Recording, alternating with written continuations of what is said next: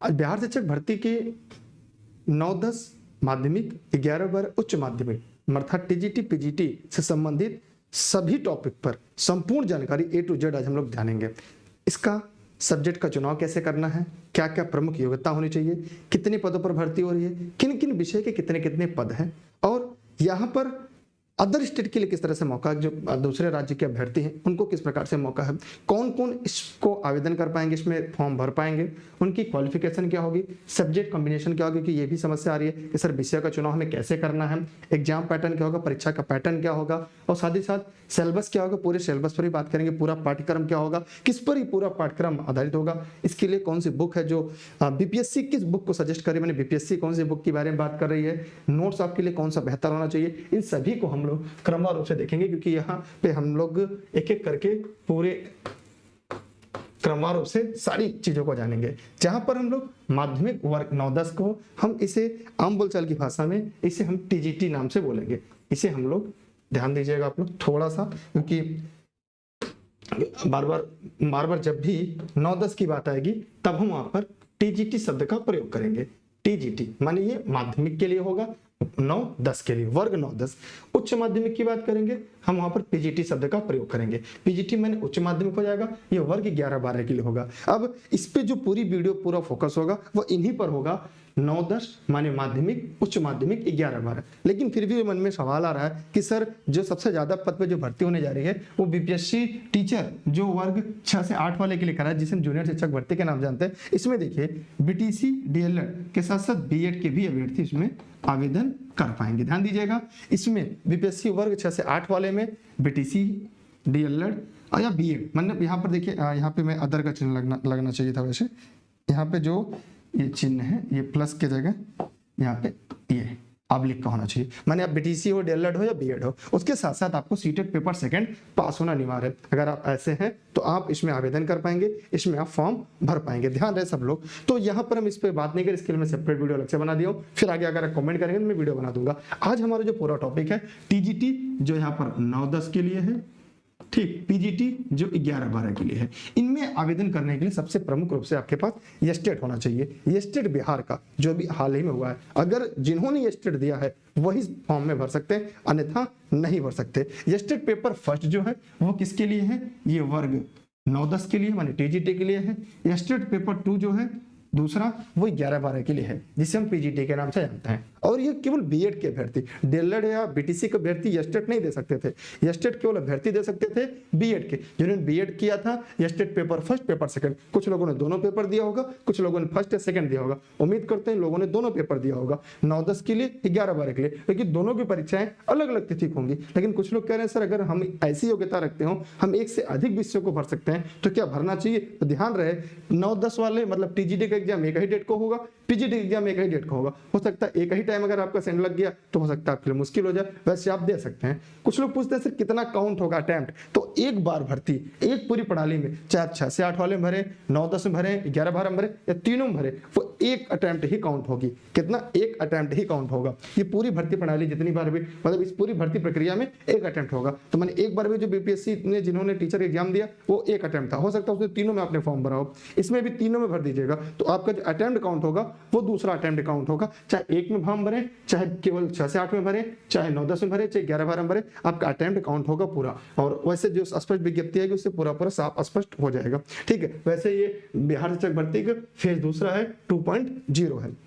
अब हम एक एक करके सारे तथ्यों की तरफ चलेंगे। ये वीडियो थोड़ा सा बड़ा होगा, इस वीडियो के अंत तक बने रहिएगा, जहां जरूरत पड़े स्क्रीनशॉट ले लीजिएगा और आप अपने सवाल भी पूछ सकते हैं, कमेंट सेक्शन में पूछ सकते हैं, ई-लर्निंग विद दुर्गेश के इंस्टाग्राम पर जाकर अपने सवाल पूछ सकते हैं। यहाँ पर सब्जेक्ट कॉम्बिनेशन कैसे बनेगा, कि सब लोग सोचते हैं सर मेरा सब्जेक्ट कैसे होगा, मैं कैसे सब्जेक्ट का चुनाव करूँ, क्वालिफिकेशन क्या होगा, इस पर भी मैं पूरा बात करूंगा। एग्जाम पैटर्न क्या है, अदर स्टेट में दूसरे राज्य के जो अभ्यर्थी हैं उन्हें किस प्रकार से मौका मिल रहा है, दूसरे स्टेट के अभ्यर्थियों किस तरह से परीक्षा में सम्मिलित होंगे, उनके लिए क्या प्रक्रिया है, सिलेबस क्या होगा, बुक्स क्या होगा, नोट्स क्या होगा, क्योंकि ये पूरा जो बुक्स बीपीएससी है वो कौन सी बुक सजेस्ट कर रही है, हम उस पर भी वीडियो में बात करने वाले हैं। लेकिन उसके लिए आप इस वीडियो के अंत तक बने रहेंगे, तभी आपकी सारी जानकारी हो पाएगी। और लाइक करने के साथ साथ वीडियो को सभी मित्रों को साझा शेयर जरूर करिएगा, जिनको आप चाहते हैं कि बीपीएससी में के थ्रू बिहार में सरकारी शिक्षक बने, चाहे वो आपके घर के हो चाहे आपके पड़ोस में है। वीडियो लोगों तक पहुंचाते रहेगा। हम और आगे चलते हैं आप सभी को साथ लेकर। ठीक है,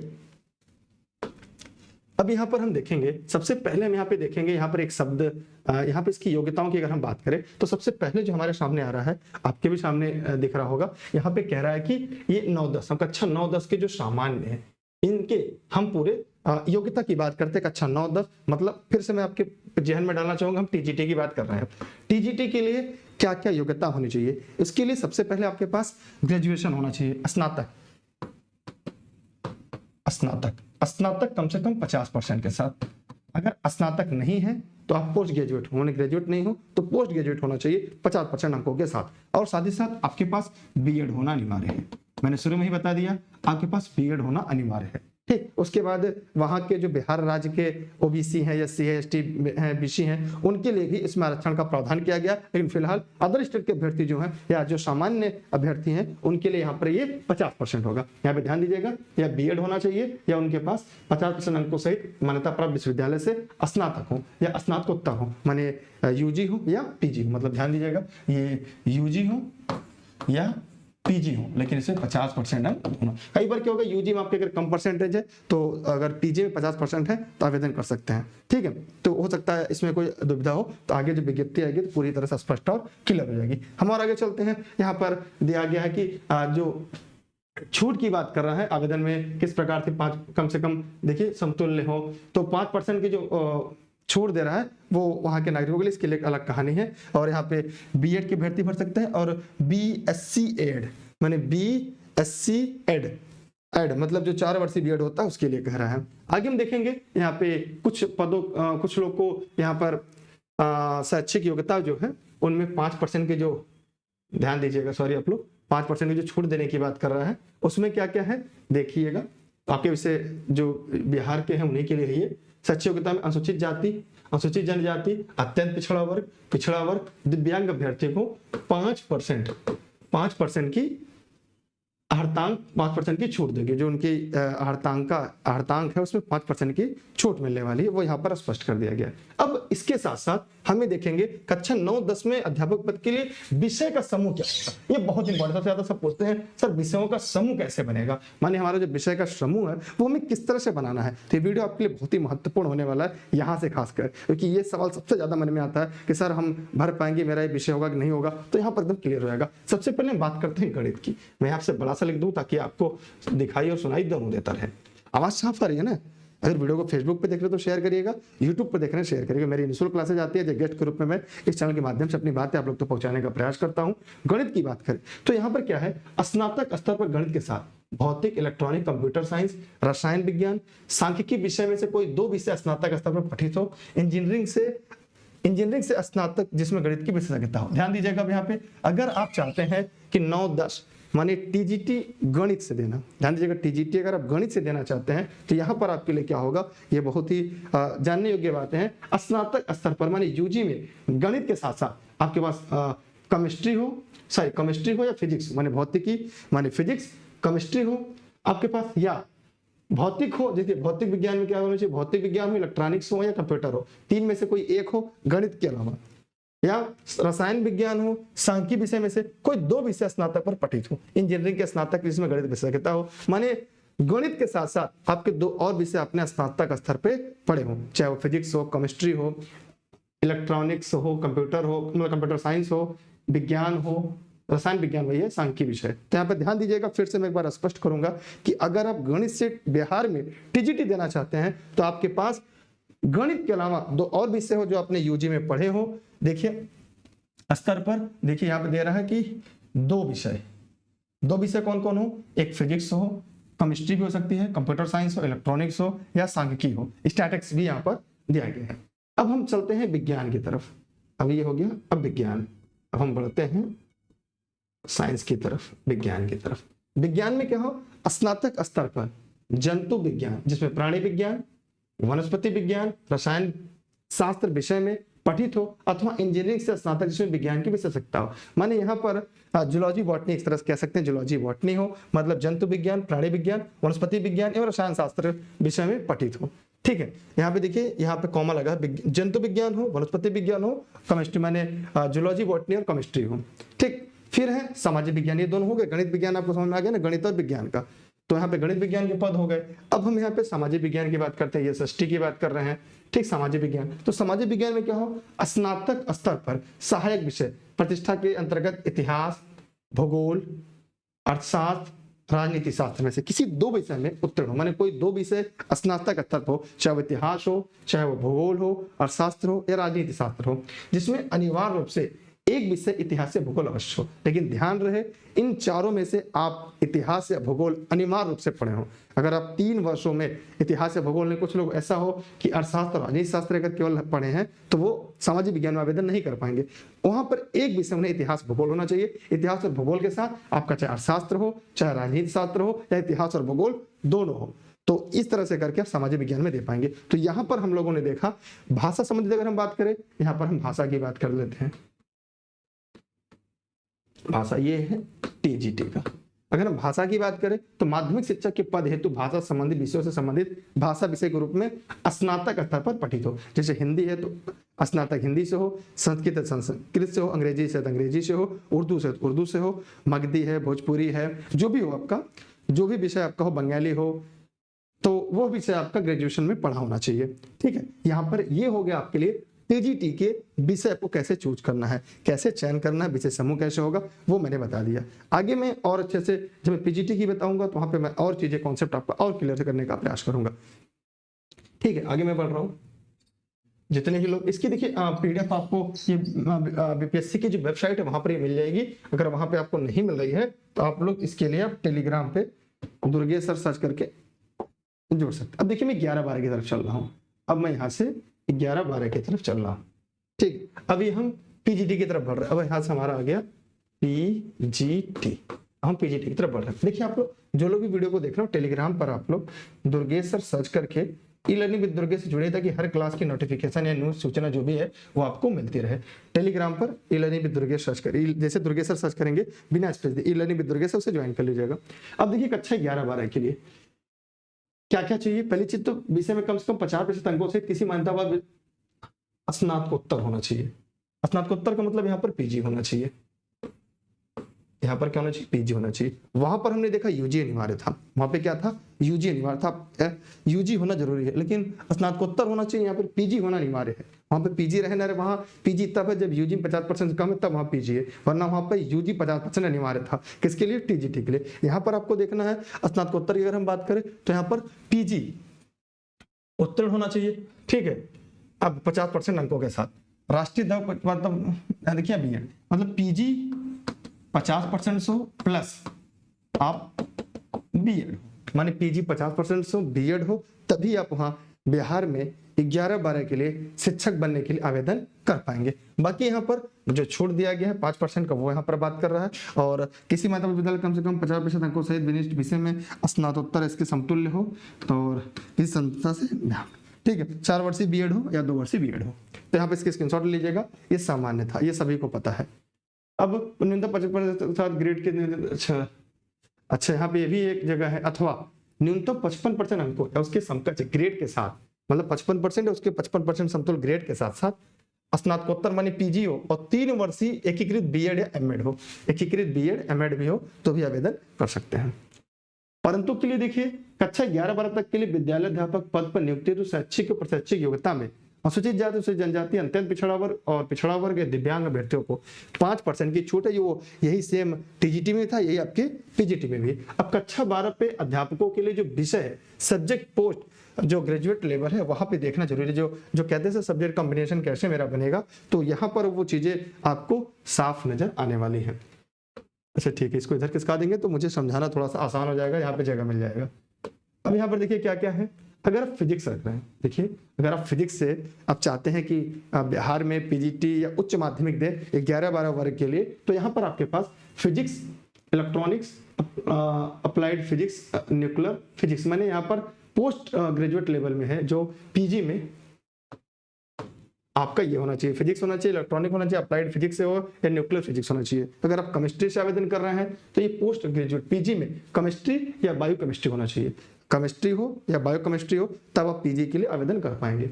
इकोनॉमिक अगर आप देना चाहते हैं तो इकोनॉमिक्स हो या अप्लाइड इकोनॉमिक्स हो या बिजनेस इकोनॉमी हो, तो आप इकोनॉमिक्स से पीजीटी दे सकते हैं।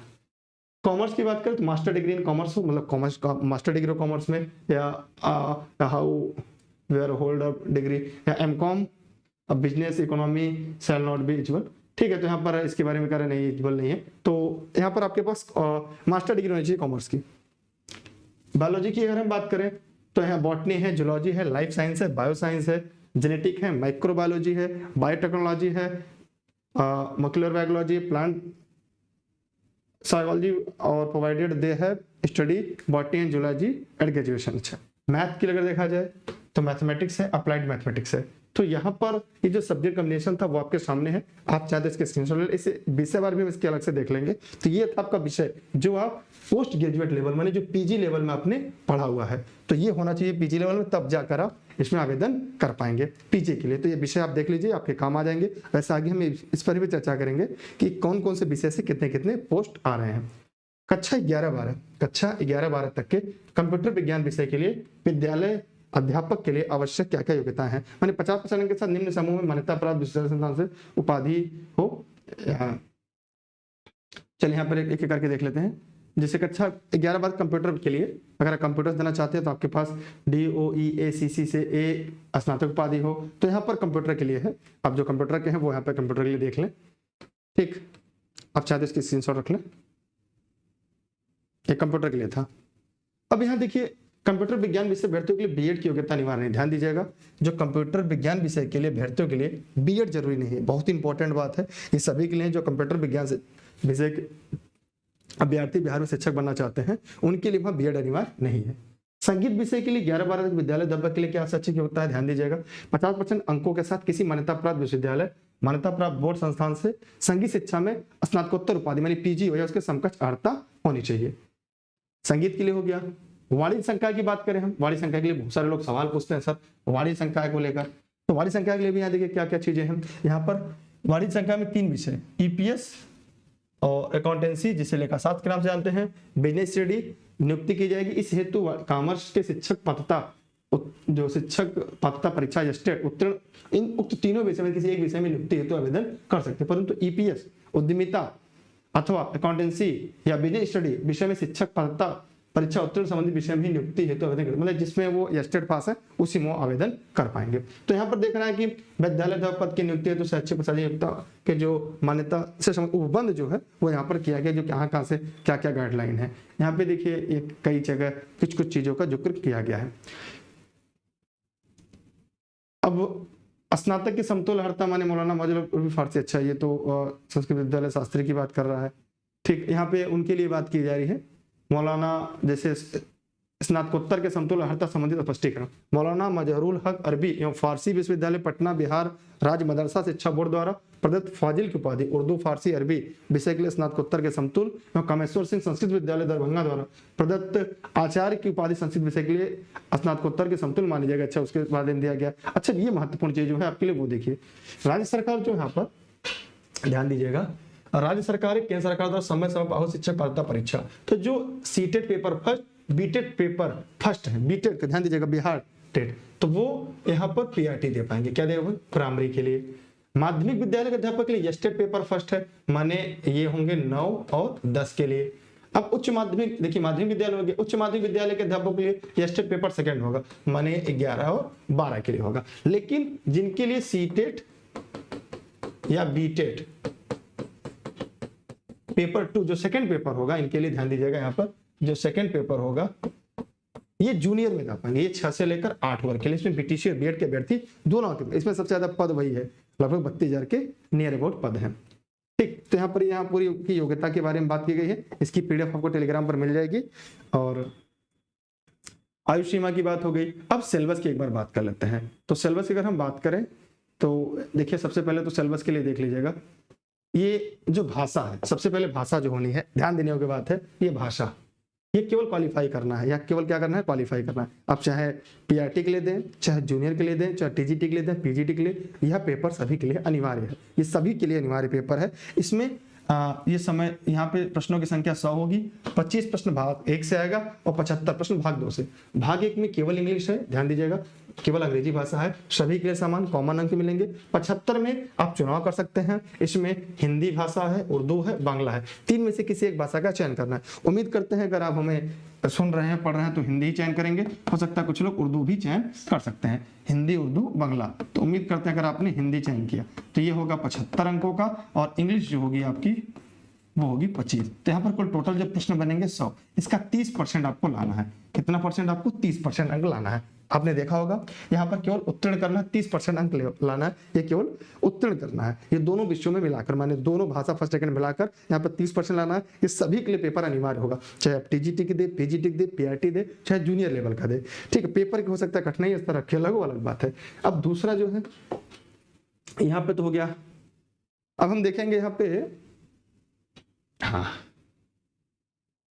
माध्यमिक और उच्च माध्यमिक का ना। अब यहाँ पर हमें देखना है माध्यमिक स्तर का। अब माध्यमिक स्तर का देख लेते हैं। ये माध्यमिक स्तर का मतलब हम टीजीटी का देख रहे हैं, ध्यान दीजिएगा। अब हम यहाँ पर टीजीटी की बात कर रहे हैं। यहाँ पर 120 सवाल होंगे। कितने सवाल होंगे? 120 सवाल पूछे जाएंगे 120 मिनट में, माने 2 घंटे का पेपर होगा, 120 सवाल यहाँ से पूछे जाएंगे। अब इसमें क्या है, ये 2 भागों में प्रश्न पत्र होगा। यहाँ पे देखिए जो टीजीटी का पेपर होगा, हम ऐसे समझते हैं टीजीटी का जो पेपर होना है ये 2 भाग में होगा। यहाँ पे भाग 1 होगा, भाग फर्स्ट और भाग सेकेंड। ये टीजीटी का 2 भागों में पेपर होना है। ठीक, अगर भाग 1 की बात करें तो जो पहला भाग है, ऊपर नीचे भाग कर सकते हैं अध्ययन करने के लिए, तो जो पहला भाग होगा वो होगा आपका 80 अंक, और जो दूसरा भाग होगा ये 40 अंक का। ठीक, ये सभी के लिए होगा, ये कॉमन पेपर होगा, ये आपके लिए कॉमन पेपर होगा। ध्यान देने योग्य बात है, सभी के लिए ये आपके लिए कॉमन पेपर होने वाला है। ये 40 सभी के लिए कॉमन होगा।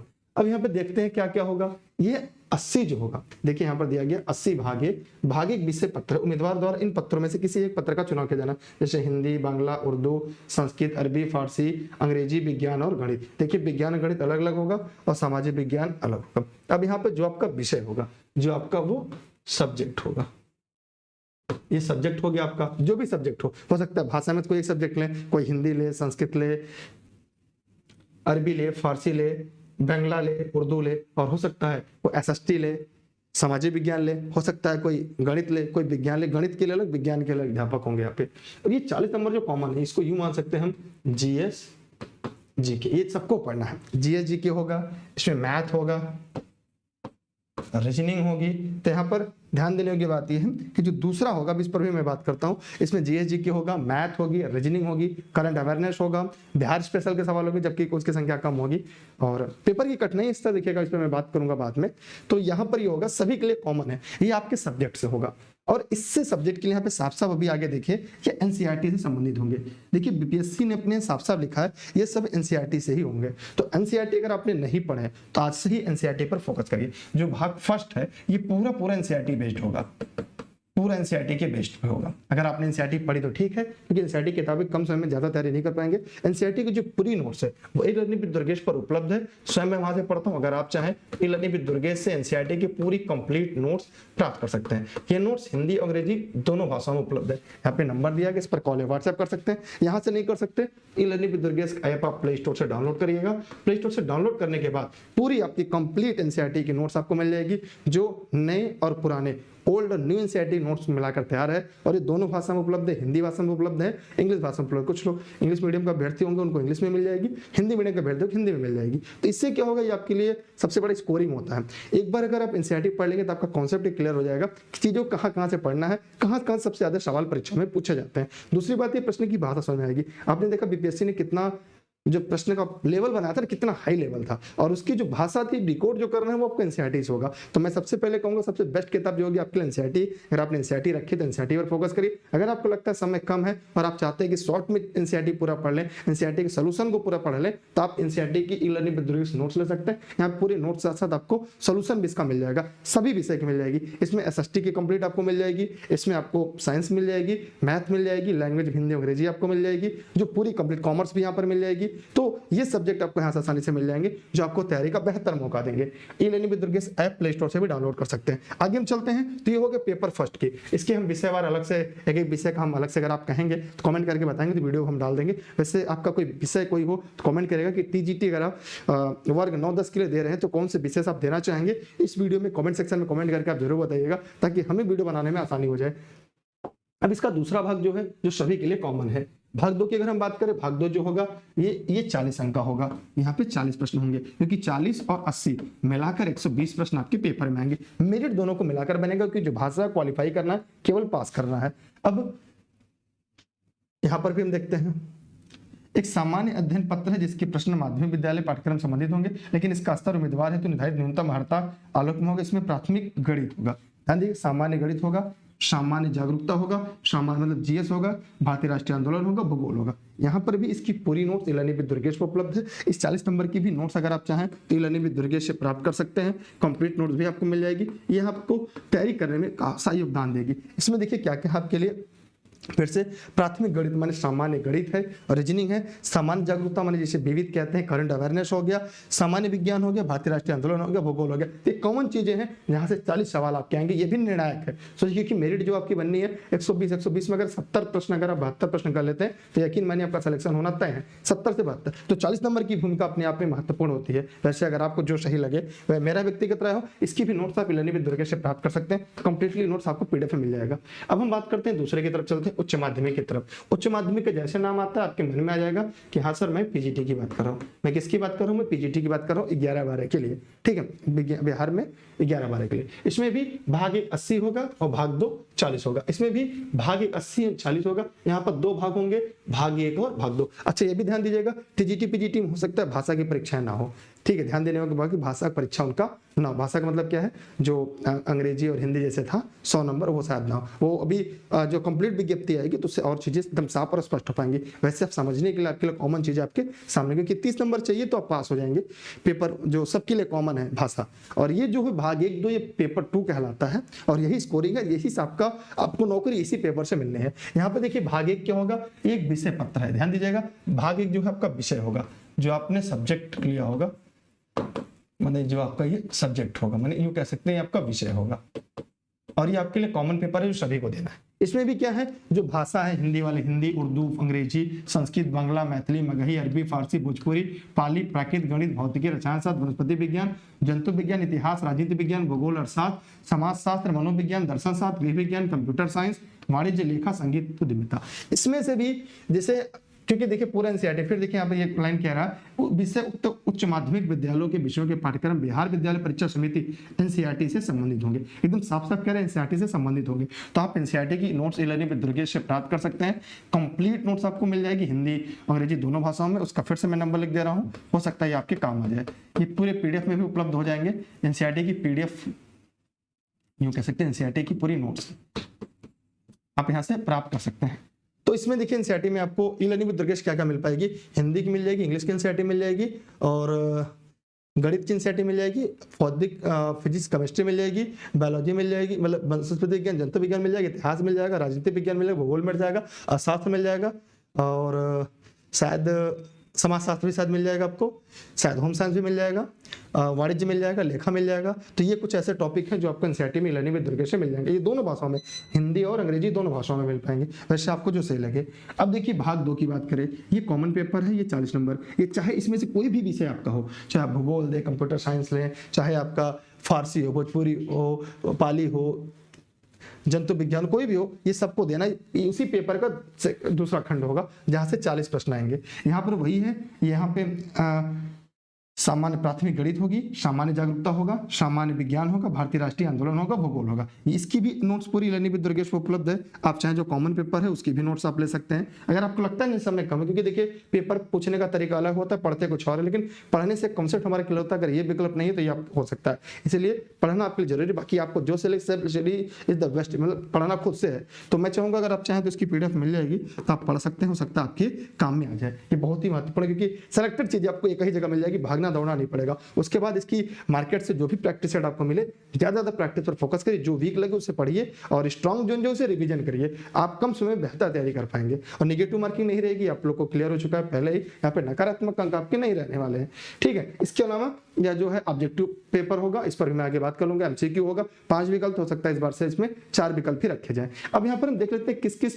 पदों के लिए कहाँ मतलब किस किस कितने कितने पद हैं, उस पर भी मैं यहाँ पे एक लाइन में चाहूंगा कि मैं पूरा बात कर पाऊँ। ऐसे यहाँ तक का जो कॉन्सेप्ट था उम्मीद करते हैं आपका पूरी तरह से क्लियर हो गया होगा। उस पर भी मैं अगर आप कहेंगे तो मैं वीडियो बना दूंगा कि कहाँ कहाँ पे कितने कितने पद खाली हैं, माने किस किस विषय के कितने कितने पोस्ट हैं। वैसे अगर आप कहेंगे तो मैं इसी वीडियो में बना दूंगा। अगर वीडियो थोड़ा सा लंबा होगा, ज़्यादा इसे इतना देर आपने देख लिया तो 2-3 मिनट और लंबा होगा, वीडियो को पूरा कंप्लीटली देख लेंगे तो ये कॉन्सेप्ट क्लियर हो जाएगा किस विषय से कितने कितने पोस्ट इस बार यहाँ पर आए हैं या कहाँ कहाँ से पूछे गए हैं। तो हम यहाँ पे देख लेंगे किस किस विषय कितने कितने पोस्ट खाली हैं और कितने कितने पोस्ट है, ताकि आपको फॉर्म भरने में भी आसानी हो जाएगी, चीज़ों को समझने में भी।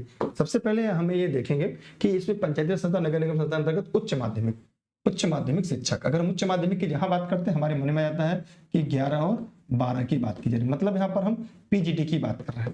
पीजीटी से कितने पद हैं टोटल, किस किस विषय के। भौतिकी के अगर आप फिजिक्स से देना चाहते हैं 1919 पोस्ट है, केमिस्ट्री से 1858 पद है, गणित से 1651, वनस्पति शास्त्र से 561, जंतु विज्ञान से 400। अगर साइंस स्ट्रीम की बात की जाए तो देख रहे हैं सबसे ज्यादा पोस्ट की फिजिक्स में।